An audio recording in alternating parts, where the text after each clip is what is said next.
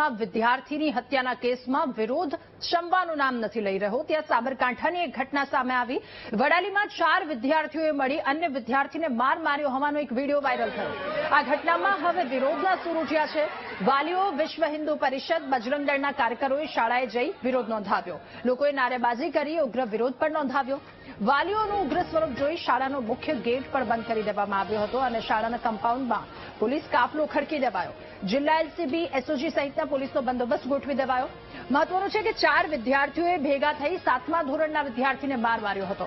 વિદ્યાર્થીને મારી નાખવાની ધમકી પણ આપવામાં આવી હતી અને આટલી મોટી ઘટના બની હોવા છતાં શાળાએ માર મારનાર વિદ્યાર્થીઓ સામે કાર્યવાહી ન કરતા વાલીઓએ વિરોધ નોંધાવ્યો.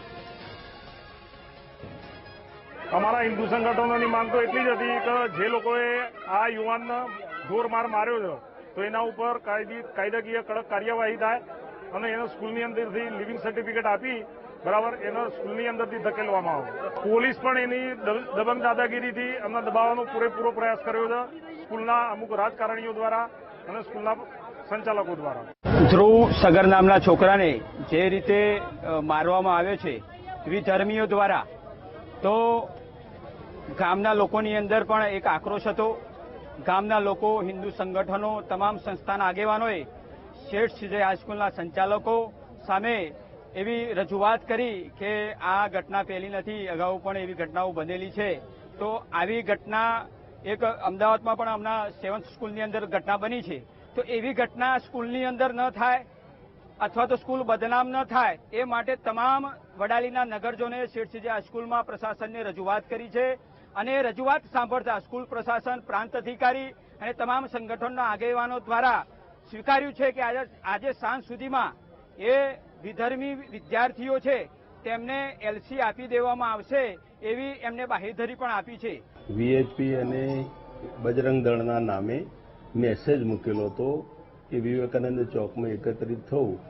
હવે ત્યાં એકત્રિત થયેલા હતા તેમાંથી ઘણા બધા લગભગ 500 જેવા છોકરાઓ સગર સમાજના એ અહીં આવેલા અને એમને રજૂઆત કરી કે ભાઈ એમને અત્યારે તમે સર્ટિફિકેટ આપી દો.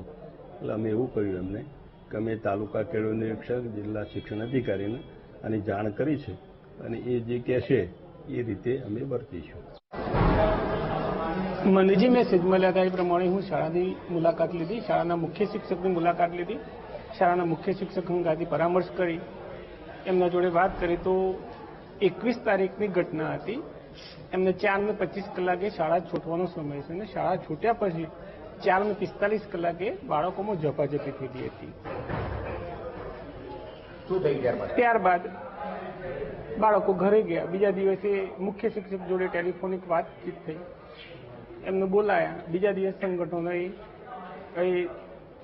મેઇન ગેટ છે ત્યાં હાજર રહી. 20 તારીખે જે ઘટના બની એમાં વિદ્યાર્થીઓ શાળા છૂટ્યા પછી એમની વચ્ચે થોડી ઝપાઝપી થઈ હતી અને એ બાબતે વિદ્યાર્થીએ એકબીજાને થપ્પડ મારી હતી અને એ બાબતની જાણ જ્યારે મને થઈ એ વખતે મેં જે વિદ્યાર્થીઓએ આ કર્યું છે એ વિદ્યાર્થીઓને ફોન કર્યા વાલીઓને અને બીજા દિવસે સ્કૂલમાં મળવા માટે બોલાવ્યા.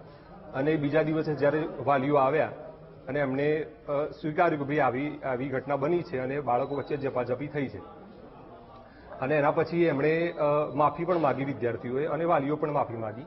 પણ આ બાબતે માનનીય ટીપીઓ સાહેબે મને નિવેદન આપવાનું કીધું એટલે એ બાબતે મેં એમને નિવેદન આપ્યું છે અને ત્યારબાદ એ જે કાર્યવાહી થશે એ પ્રમાણે અમે આગળ વધીશું.